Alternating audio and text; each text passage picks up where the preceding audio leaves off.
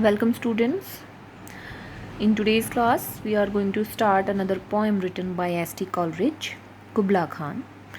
Before we start the explanation of the poem, I am going to give you a brief information about the poem. So it was written in 1797, but it was first published in 1816. In the summer of the year 1797, Coleridge was really ill, and that is why he retired to a lonely farmhouse that was situated between Porlock and Linton. There he was prescribed an anodyne. Anodyne is a kind of painkiller, medicine, due to his illness, and from the effect of which he fell asleep in his chair while he was reading perchance his pilgrimage. And in this book, he was reading about Kubla Khan and the palace that he commanded to be built. While he was reading, he fell asleep under the effect of the medicine, and he had a vision about Kubla Khan. And when he woke up, he had the recollections of the vision or dream. So he instantly started writing about it, but unfortunately, he was called out by a person from Porlock. And when he returned, most of his recollection about his dream had become vague and dim. So he could not finish his poem, and he wrote only 54 lines, and it remained a fragment. So now let me introduce you to Kubla Khan. He was the grandson of the great Genghis Khan, the founder of the Mongolian Empire, and Xanadu was his summer capital. Now let us begin the poem. In Xanadu did Kubla Khan a stately pleasure dome decree, where Elf, the sacred river, ran through caverns measureless to men. In Xanadu did Kubla Khan a stately pleasure dome decree. So in Xanadu is a name of a place, where this palace was to be built. So in Xanadu, Kubla Khan decree means ordered. He ordered to make a stately pleasure dome. Stately means that is magnificent. So he ordered to make a stately pleasure dome. Dome means gumbad. That means he ordered to make a palace for him that should be magnificent or splendid. Magnificent means bhavya. And this palace should also have a dome. Dome means gumbad. And this was made for pleasure or enjoyment. Where Elf, the sacred river, ran through caverns measureless to men. Near this palace, the sacred river named Elf will flow. And it will flow through the caverns. Caverns means caves, and caves that are so deep that men cannot measure them. Measureless means that man cannot measure them. They were so deep. And flowing through these caves, this river will ultimately fall into down to a sunless sea. It will ultimately fall into sunless sea. That means in a dark sea. So this pleasure palace was to be situated on the bank of the sacred river Elf. And this Elf river will flow through the caves, through the measureless caves, and it will ultimately fall into the dark ocean. So twice 5 miles of fertile ground with walls and towers were girdled round. So area of this fertile ground. Fertile means upjau. So area of this fertile ground was twice 5. That means 10 miles. Twice 5. That means 10 miles. So area of this fertile ground was 10 miles on which this palace was situated. With walls and towers were girdled round, and this 10 miles area was girdled means enclosed. Okay, enclosed means घिरा हुआ होना. Okay, so this 10 miles area was enclosed with walls and towers,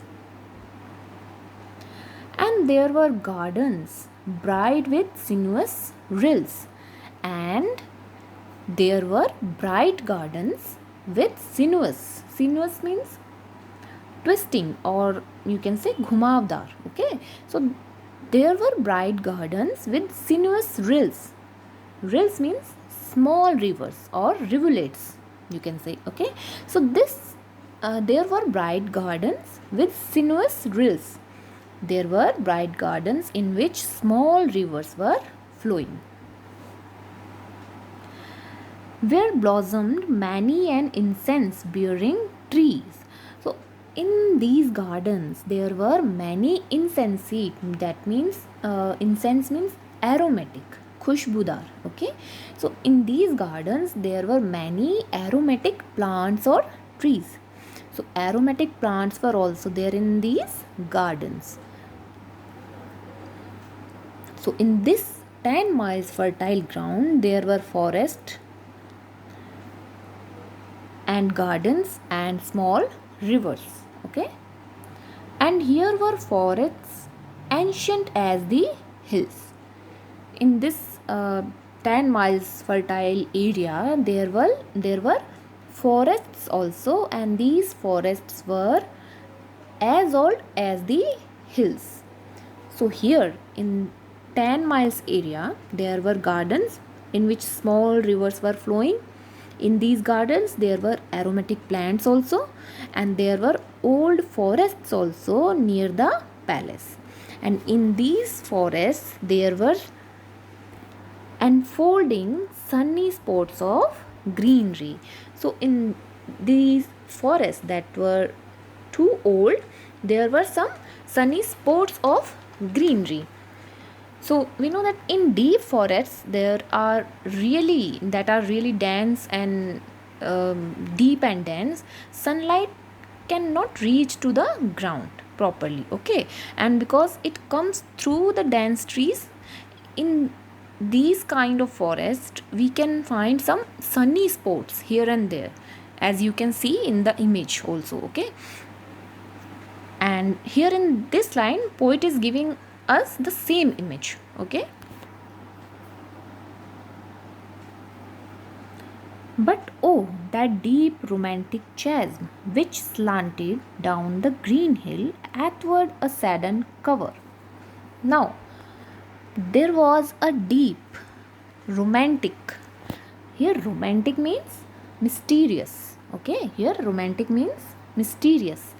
Chasm means in Hindi you can say a darar or khai. Okay, so there was a deep romantic chasm which slanted down the green hill.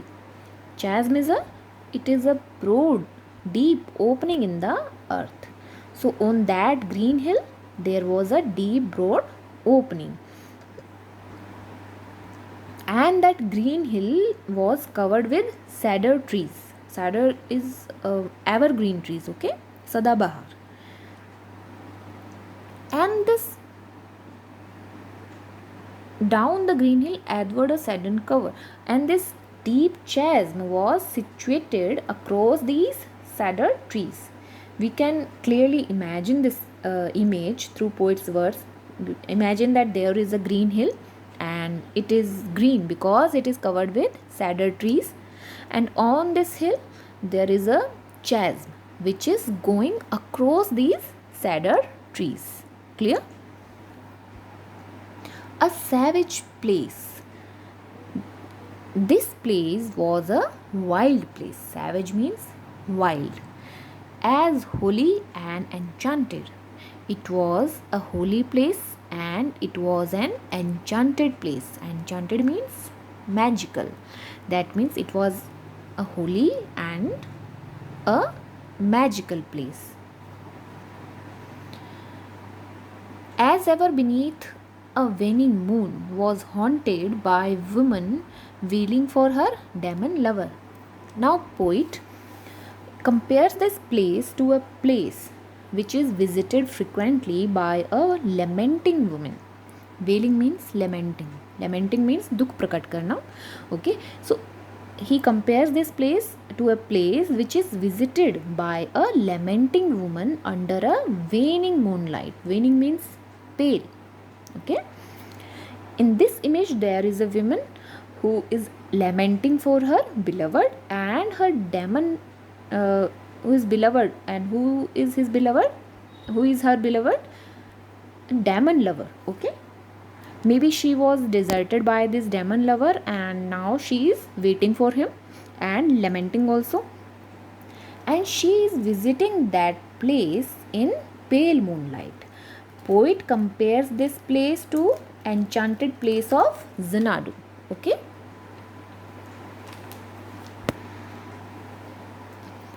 and from this chasm with ceaseless turmoil seething, as if this earth is fast thick pants were breathing, a mighty fountain momently was forced. And from this chasm that was situated on the green hill, a mighty fountain was bursting out. Okay, there is one another image that on from this chasm that was situated on the green hill, a fountain was bursting out with ceaseless turmoil seething, and this fountain was making a continuous turmoil.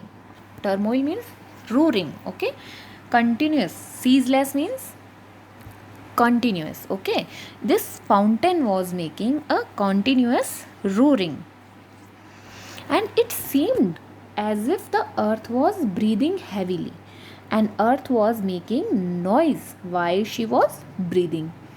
Because this fountain was bursting out at regular intervals, so poet compares this with inhaling and exhaling process of the earth. Okay, he says that it seemed as if earth was panting. Panting means pants. Okay, earth was panting, that means hafna. Okay, he compares the bursting of fountain with exhaling of earth, and he compares turmoil of fountain with breathing noise of the earth. So that is all for today's lecture. We will continue our poem in our next video. Thank you.